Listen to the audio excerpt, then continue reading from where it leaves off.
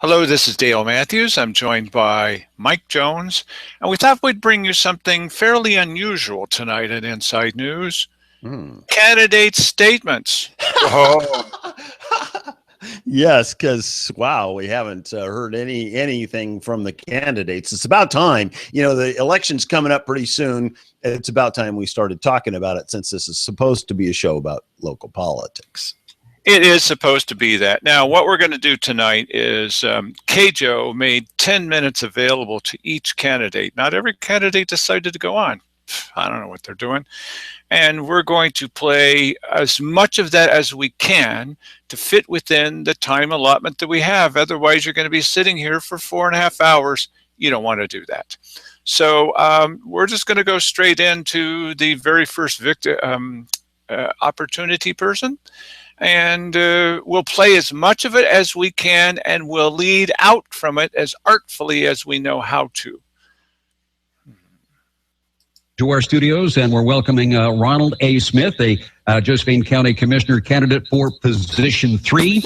And the question this morning is he steps up to our microphones here is, Ron, why should we consider voting for you for County Commissioner? Well, first of all, Chuck, I want to thank you and KAJO for allowing us to come on and give people a little insight into who we are. I'm a hometown candidate, American values. I was born right here in Grants Pass. My family settled here over 100 years ago. I believe that I'm a strong, capable leader for today and into the future. I've been involved in our community. I know firsthand the issues confronting economic development in our county. I'm a past member of the National Policy Board of People for the USA. People for the USA was a grassroots organization, very strong throughout the western states in the last term of Mr. Clinton and into the administration of Mr. Bush. We were committed to protecting private property rights, wise use of our public lands, multiple use of our public lands. I was also past president of the Illinois Valley chapter of People for the USA.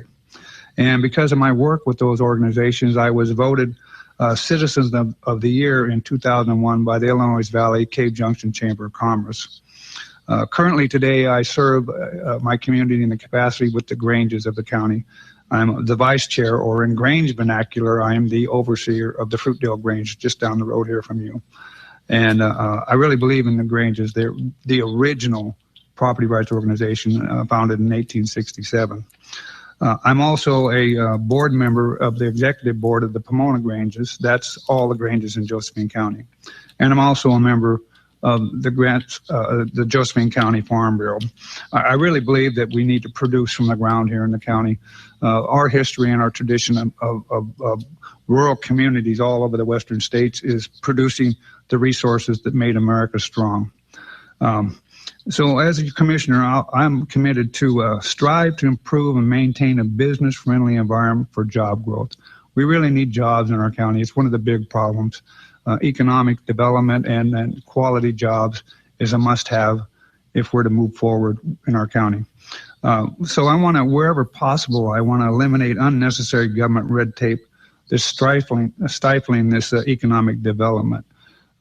We need to roll out the red carpet, open the doors out, place out the welcome mat, and say, come to Josephine County. We have a very low tax rate. We're willing to facilitate and pave the way for you to do your businesses here. And I think that's a very necessary process, because our problem with the drugs and homelessness is directly related to a poor economy at this time. So I would like to pave the way for those new businesses and help our current businesses stay profitable in the county. I'm also committed to finding solutions to permanently fund the Josephine County law enforcement programs without raising taxes. And we need to address the crime, drug, and homeless problem. And I think these would be best addressed with a stronger growing economy. We have a serious problem in our county with drugs, and it's unfortunate with the legalization of marijuana. And I know there's medical benefits to this, but the legalization of this marijuana has kind of put on the back burner the discussion about our more serious drugs of amphetamines and heroin. And these two drugs are what's driving a lot of the property crime in our county. I've had a little experience. I had a sibling that had to go around with amphetamines, and I know what it does to people. It's not a good thing. And it really is causing a lot of the homelessness and a lot of the crime in our county, and we need to address that. That's going to take a community effort. A couple commissioners are not going to stop that. What's going to stop that is a community that says we've had enough. We're not going to put up with it anymore. So that's something we need to address. And I'm one of those that has a lot of experience, past experience dealing with the federal agencies, the BLM and the Forest Service. While I was involved with People for the USA, I had the opportunity to deal directly with Secretary of the Interior Bruce Babbitt when he came out here in the year 2000, trying to turn the whole Siskiyou National Forest into a monument. We told him, go home, we don't like your monuments. So I've dealt with the Forest Service in many different capacities. I remember taking the forest supervisor and forest ranger and some of their friends down on the Illinois River and show them what dredging was. What was really funny about that whole experience is one of the miners that came with us, there was 3 miners there, he brought about 8-10 ounces of nice nuggets in a jar. Boy, you should have seen those Forest Service guys Googling over those nuggets, and they jumped right in that water and started dredging. Well, we dredged for about an hour, and then we finally told them, you know, you're dredging the spot we dredged 2 years ago. Did you know it? They didn't even know it. So this whole issue of producing from the ground is really important for our future. So I want to work with these federal agencies to bring them to the coordination table. This coordination process is absolutely defined in our laws, and it's not being followed today. This would give our county and our community a stronger voice over managing these federal lands. I really believe that that's a big key to our future. We're faced with a choice with our forest lands. 67% of the land in Josephine County is controlled by the Forest Service or the BLM. Josephine County is the 4th largest land that's in O&C. For a small county, we have a large percentage of O&C lands, and traditionally this has funded all of our county services. You know, our county government's been cut in half in the last 10 years. The number of employees is... Okay, so I'm sorry, I wish that we could play everything that everybody has to say, but at 10 minutes apiece, we just can't. So we're doing the best that we can. Yeah, certainly not in one show. And listen, if you want to hear more of what any of these candidates have to say, look on the screen behind Dale's shoulder there, and you'll see the layout of almost every candidate event. There's 2 that aren't listed up there, but and that's the Ivy event that you can find on the Dale Matthews YouTube page. And there's nearly 20 hours worth of content, you know, from these candidates. So if at the end of that you haven't figured it out, then there's probably, you know, maybe you shouldn't be voting. This order, by the way, of playing these back, and again, apologize for not playing back every word that they've said. This order was picked by KAJO, and the next one is Raymond Smith. Raymond? Our guest in studio now, Raymond Smith, a commissioner candidate for position 3. And Raymond, we want to say welcome to the microphones of KAJO. And why should we consider voting for Raymond Smith for county commissioner? Thank you. Thank you for having me. Like to word that just a little closer. Okay. Introduce myself. I'm Raymond Smith. I'm a resident of the Illinois Valley. I've been there since 2002, so 14 years. And the reason I'm running, I think what I've seen here in the county is not enough representation of the people, the public's voice. They often say things that are not heard or not listened to, and that brings me to 2 issues. One of those issues is the repetitive tax levies. People have repeatedly turned down levies. As a commissioner, I have made a promise that I would not support any new taxes for 4 years. That's the full term of the commissioner. And I think the people of this county have spoken enough on that issue. Whether you change the amount or not, I think that's been done so many times. It's pathetic that you need to try something different. That's not Law 753. That was House Bill 3453. I did oppose that when it was in legislation.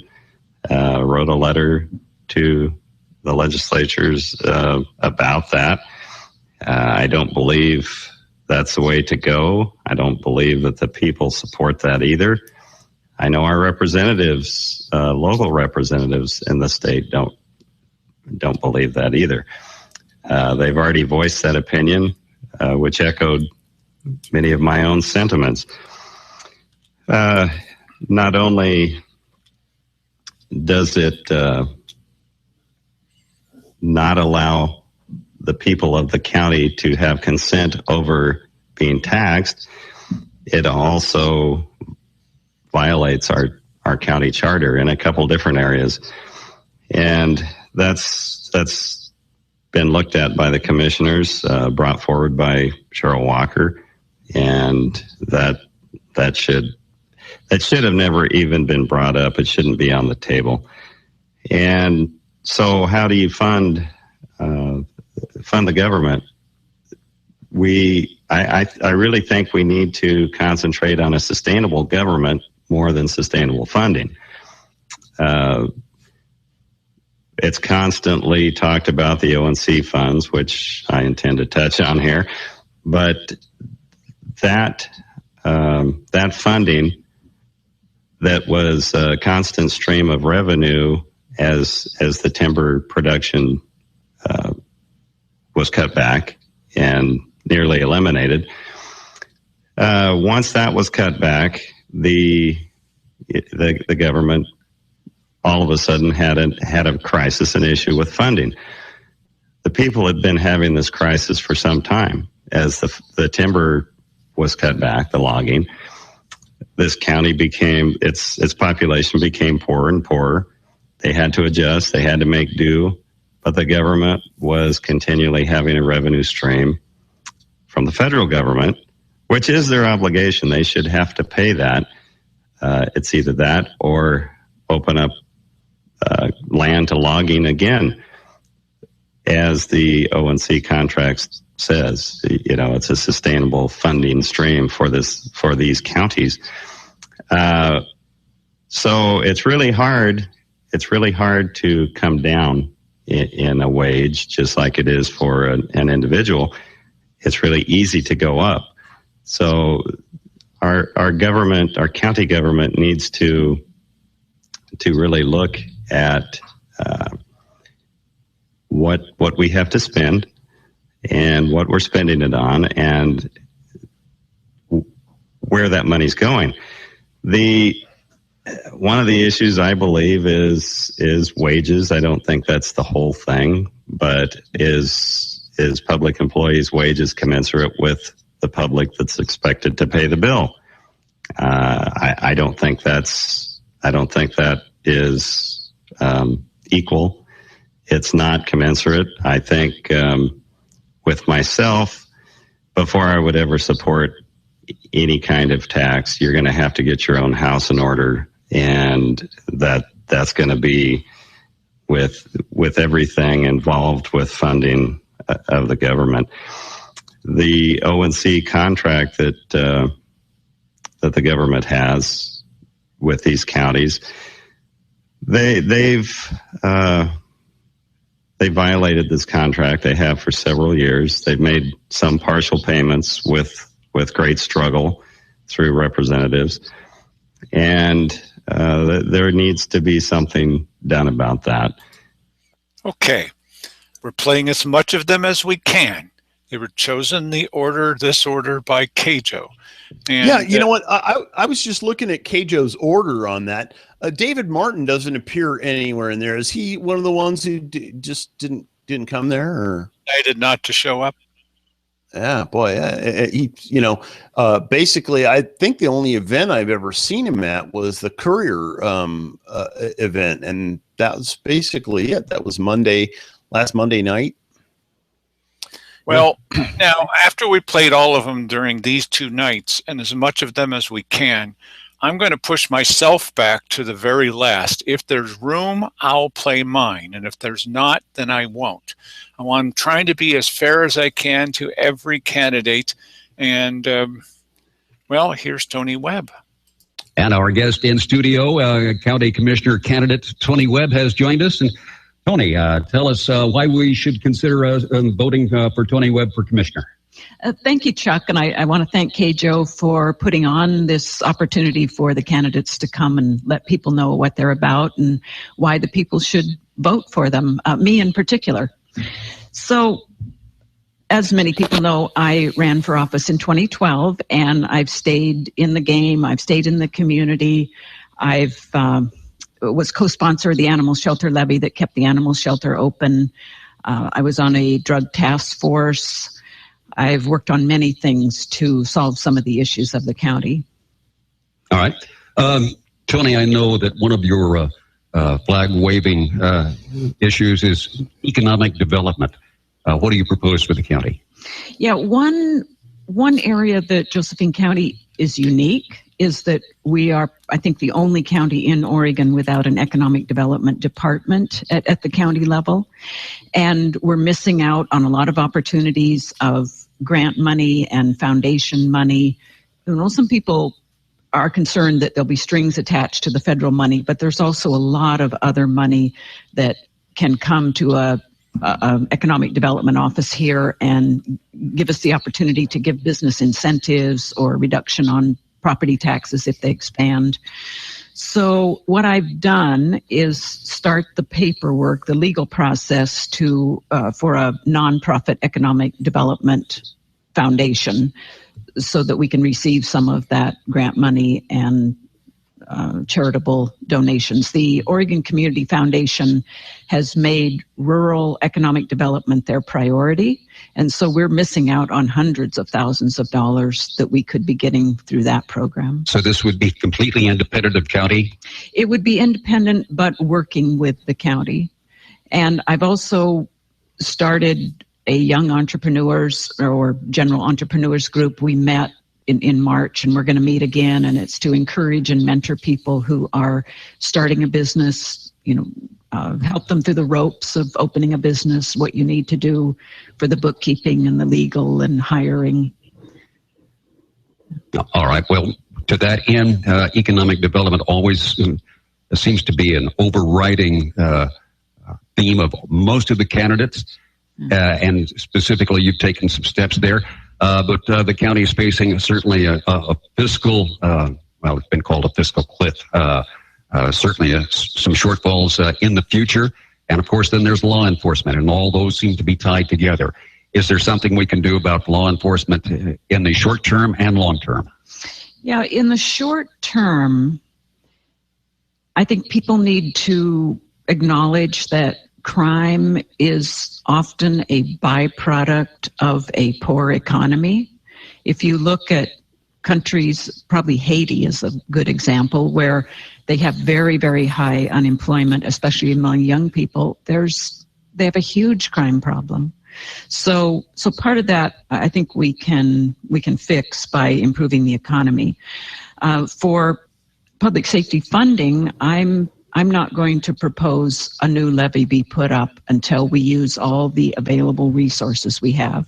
And one of them is better management of the 30,000 acres that are under control of the county commissioners in this county.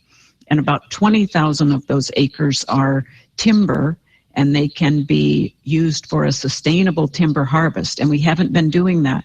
We've been cutting enough timber to basically pay the salaries of the people in the forestry department at the county. And I talked with one of the timber managers in Douglas County, and they use a forest planning and projection system. There's a software for it. It's not very expensive. And they have 1/5 of the number of acres under their control that Josephine County has, and yet they get around $750,000 a year with that a sustainable timber harvest. And so if we extrapolate that out using our county, the acreage we have, we could be getting nearly $4 million a year if we use a sustainable timber harvest model. The other thing that we can do is right now the county has about 40 properties in foreclosure, and that they're going to auction off, they're going to sell off. And those 40 properties, I took an average, I haven't seen the list yet, but I took an average of 50,000 per property. It could be less for some, could be much more for others. But if those are auctioned off, that's an immediate $2 million. And there's a lot of things we can do that can go directly to public safety. So if we have better management of our forests, and not all the forests are comparable to the Douglas County forests, but if we have overall better management of the forests, and now that marijuana, cannabis is legal, hemp is legal, we can use some of those 30,000 acres to encourage that industry also. And I know that there are a lot of proponents for that. Now, I've invited Mike, our local forester, to come on our show and explain to us why we're supposedly not doing this the same way as Douglas County. We'll see what we can find out, bud. Yeah, that'd be interesting, because I'll tell you that it really is the big controversy. I remember when myself and a few other people were sitting on the forestry committee at SOS back when I was with SOS. And when we figured out that they were only making enough money every year in the forestry program to support the employees in the forestry program, I thought, what the hell is this? You'd be better off just waiting for a few years and do it once every 4 years and, take a whole bunch of money, and then you're only paying.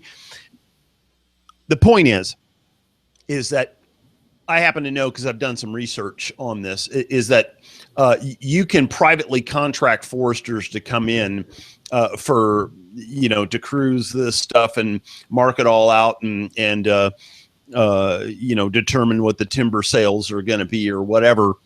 And it would cost a lot less than what they're doing. It is a total mess the way it is now. There's no question. Okay, so next is Shane Kristen. That. Go ahead. Okay. Go ahead, Mike. I was just going to say that may keep the guy from coming on our program. Hearing my clear bias on this situation, but oh well. Well, at least your bias is clear. Okay, now Shane Kristen explains why he wants to be a county commissioner. And we're welcoming in studio this morning Shane Kristen. Shane, welcome to the studios of KAJO and the microphones here. Why should we consider voting for Shane Kristen for County Commissioner Position 3? Well, good morning. I was recently written up in the Courier, and the first paragraph, the first few words, the reporter stated that I was a man of few words. And I thought about that for a minute, and it reflects upon me as the person I am. I'm a good listener, and that's what's been lacking in this county for a good deal of time, is a commission that would listen to its constituents. The decorum has really fallen short there. Why should you vote for me? The question would be that. Why should you vote for me? Instead of me trying to convince you why you should, I'll ask you the question. Why should you vote for me? You should vote for me possibly because of my experience in governmental affairs, lately in the political arena. I've also worked in the private sector, so I know the obstacles of what businesses face to secure permits and licenses and things like that. I permitted gravel operations in the state of California, and we had to clear 12 agencies, and I had to make sure that their bonding was secure on a yearly basis. So I'm sort of a paperwork nerd, and I know how to move agendas forward. I was appointed the Department of Conservation's Disabled Advisory Committee advocate, reporting to the department head and the governor. So I have an idea and a good understanding of intergovernmental affairs. This county has kind of fallen into a trap of always counting on the O&C funds, and those funds are drying up, and there's an attempt to get the government to reimburse the county for said funds that haven't been paid. This is a proposal that's a fairly good idea. But here we are. We don't have that money. And the county has continued to reapprove their yearly budgets based on those incoming funds. And there is time to tighten up. My background, I'm a farmer. I got dirt in my blood. I have a small piece of ground out in Williams. I run sheep. I've been involved in the cannabis politics lately. I made a good friendship with Representative Wilson, trying to get laws written that would protect the small family farm and patient rights. We've made some good headway. There's a lot of work to be done. This future, if we grasp it, can be very bright. I don't want to be labeled as a one-issue candidate, because this county faces many issues, and I'm quite ready and qualified and confident that I can address them. And I would appreciate your vote. My name is Shane Kristen. I've been a resident in Josephine County for 10 years this time, and I first came to Josephine County in 1971. I lived over in Cave Junction, and my wife became pregnant, and we moved to Salem to be close to a larger hospital facility. I went to Chemeketa and studied geology and forestry and surveying. So my background basically is resource management, and I've always been good at my job. That's the best I can do to ask you why you should vote for me.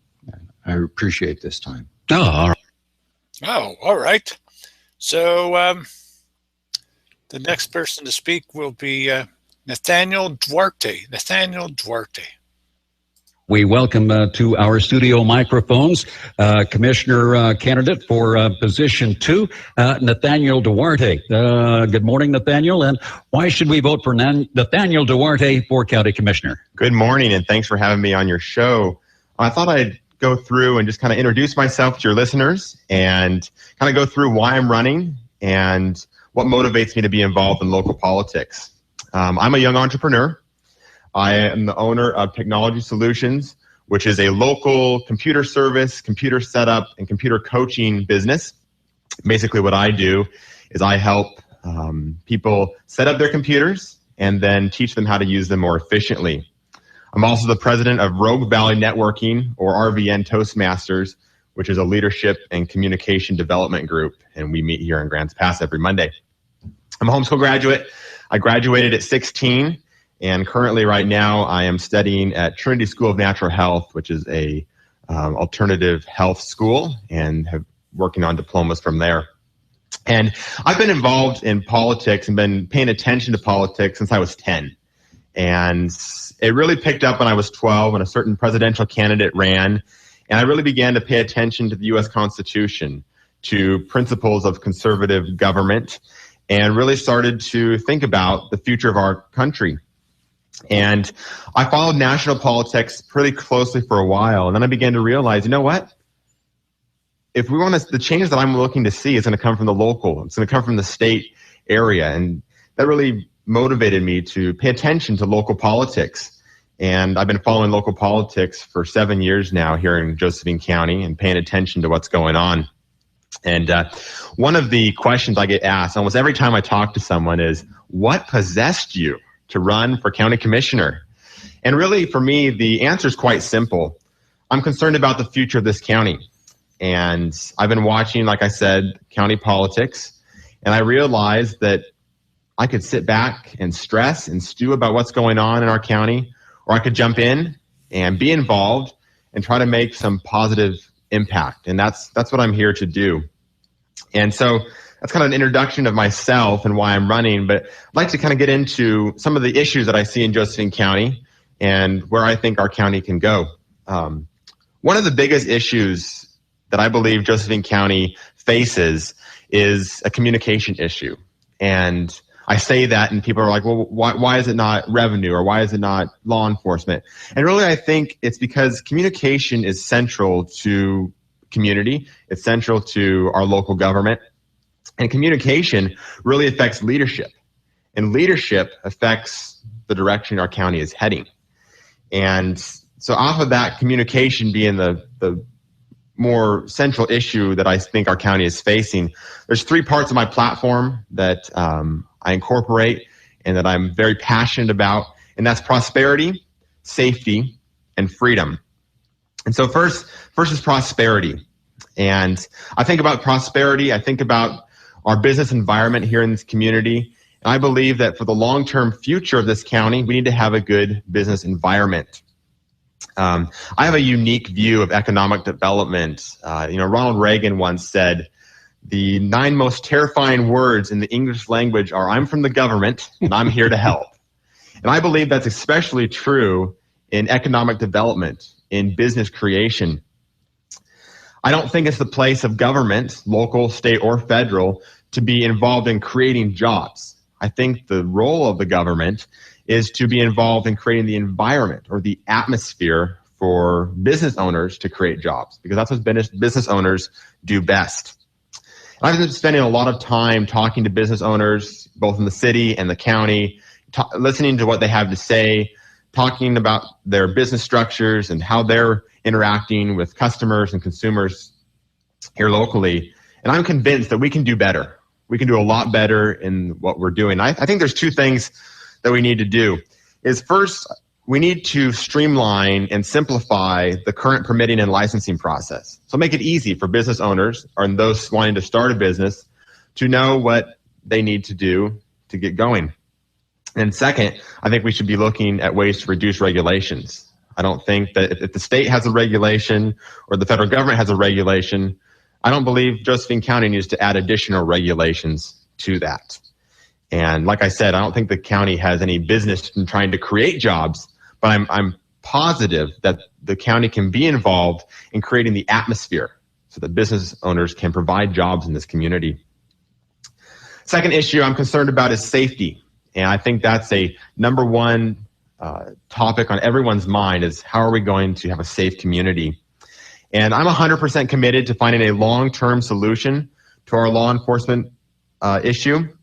And that's the primary reason why I've been opposed to a levy and will continue to be opposed to a levy, is because realistically, that's just a short-term Band-Aid. And law enforcement is a long-term funding, if I dare say, problem that we have to find funding for.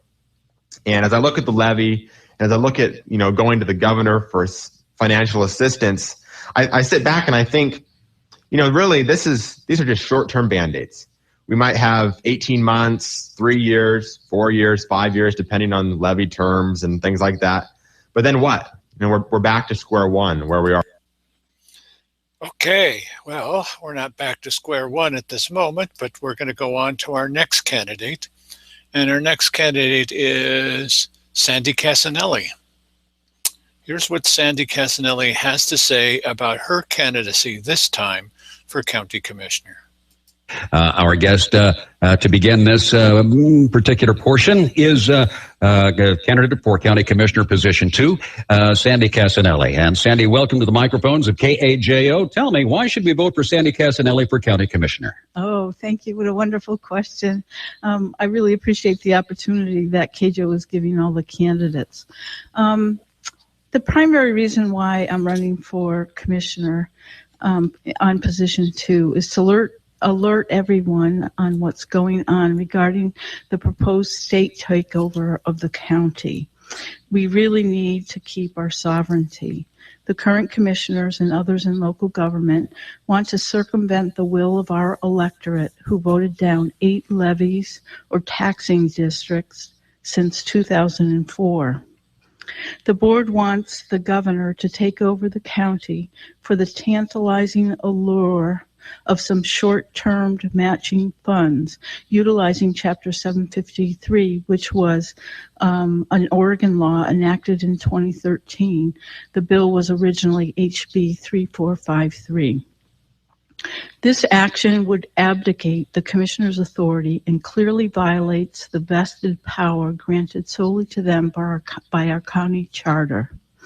We need to keep an eye on the sneaky developments regarding this issue. I don't think they're going to, let this drop.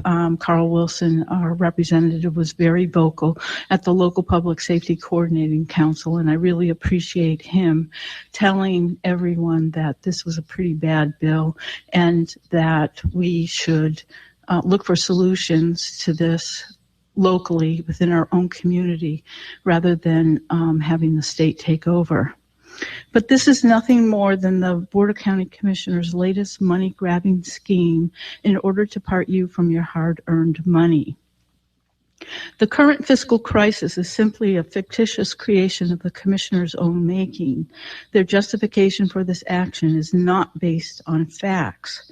Crime statistics since 2012 do not support their premise that we're in a public safety emergency. In fact, crime has gone down countywide since that time. The actions of the board do not justify this takeover either. When given the opportunity to remedy this so-called fiscal emergency, they won't. They steadfastly refuse to give money to the sheriff from road reserves, from unexpected SRS Title I revenues, and from general fund money originally allocated for unnecessary water testing. These commissioners should be funding the sheriff first, not last. To now relinquish our sovereignty is nothing more than a desperate attempt to temporarily alleviate the fiscal mess that the board has created by their own mismanagement. I don't believe them. I really don't, and I'm hoping that the people don't believe this, misinformation that's coming from our elected officials. It's unreasonable to expect an impoverished citizenry to replace federal funds that are owed to us by law. Our county council could be assigned to file against the federal government. We should be taking the lead on this action since Josephine County is one of the most heavily dependent on such O&C payments. Elected leaders across this nation, especially in the western states, are addressing the federal land management issue in a variety of ways. Apache County in Arizona is logging in their area by utilizing the coordination process. Arizona Representative Paul Gosar and 22 congressmen are requesting full SRS funding from the House Appropriations Committee. In Montana, they have more than one kind of legislation regarding the transfer of lands to the state from the federal government. And God bless Lynn County. They should be commended for a similar filing against the state of Oregon regarding forest trust lands. But waiting on Commissioner Hare and the Association of ONC Counties has proven to be more than useless. It's a colossal waste of taxpayer money. We need to do things very differently, and we actually need commissioners who have the best interests of the citizenry at heart. I'll just give you some examples while I was in office, some of the things that I did. I advocated for allowing the smoke jumpers to renovate the county buildings at the IV airport for a smoke jumper museum.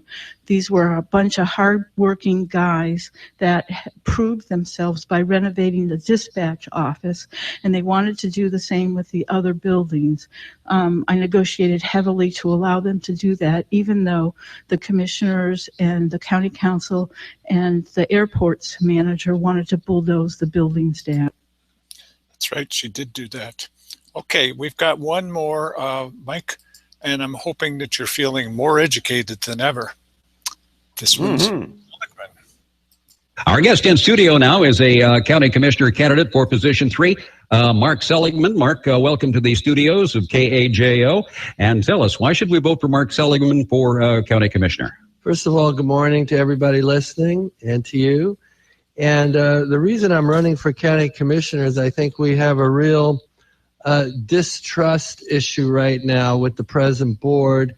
And we have some very important issues that we need the county commissioners to be involved with so that we can better our county.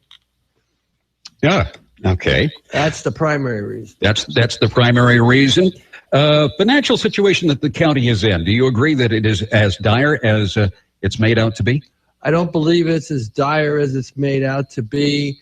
I think it's as dire as they want to make it out to be so they can pass a tax levy.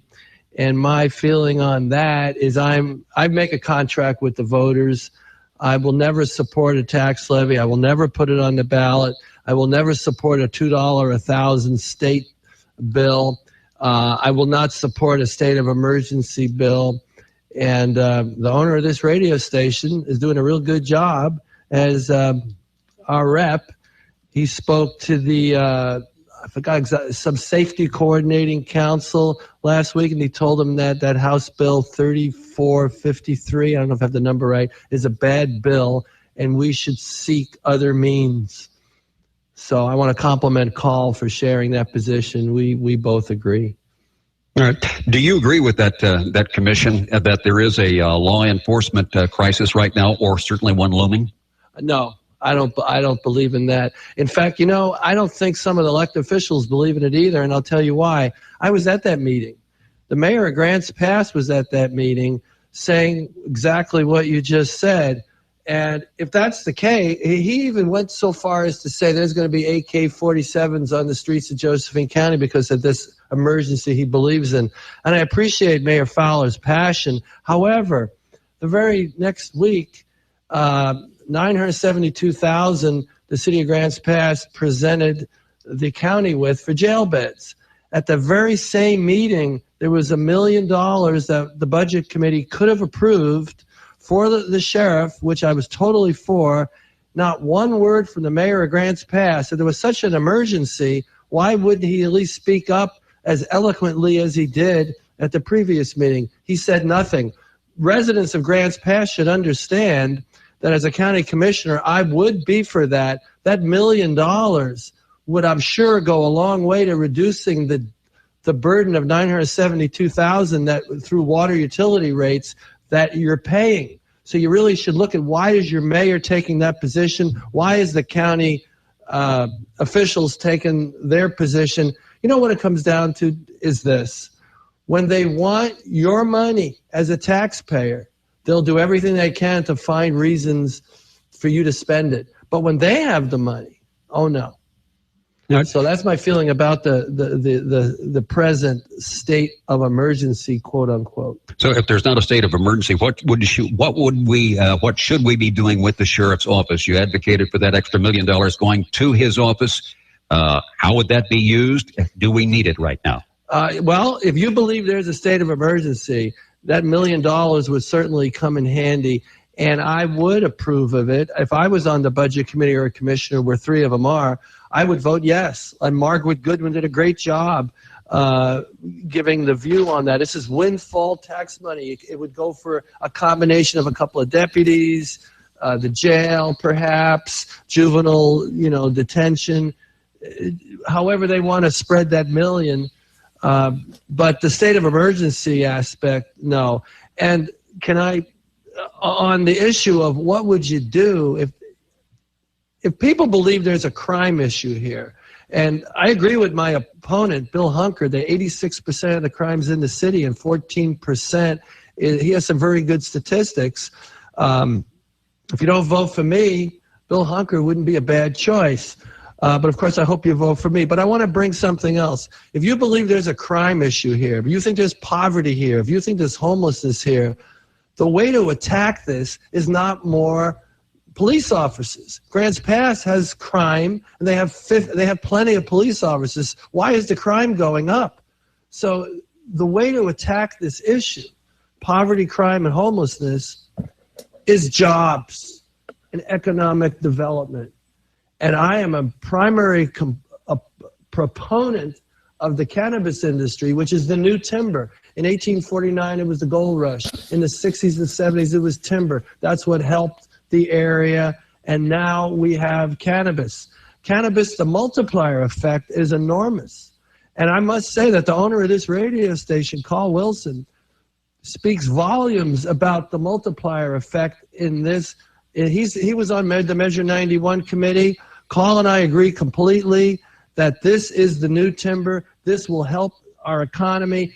And the more people have jobs, whatever it might be, the more crime is going to be reduced. When there are times when you depend on Mike and I to have a lot to say about the issues and to try to put them in perspective. There are other times when, for example, Mike was running the camera and all of the technical aspects of these candidates forum, where it's best for us to shut up so that you can hear what the candidates have to say. And so I just want to thank both of us for shutting up this evening and letting you listen to what these folks have to say. Thank you for joining us. We're going to do this again tomorrow night, and Mike's right. By the end of tomorrow night, you better have had enough.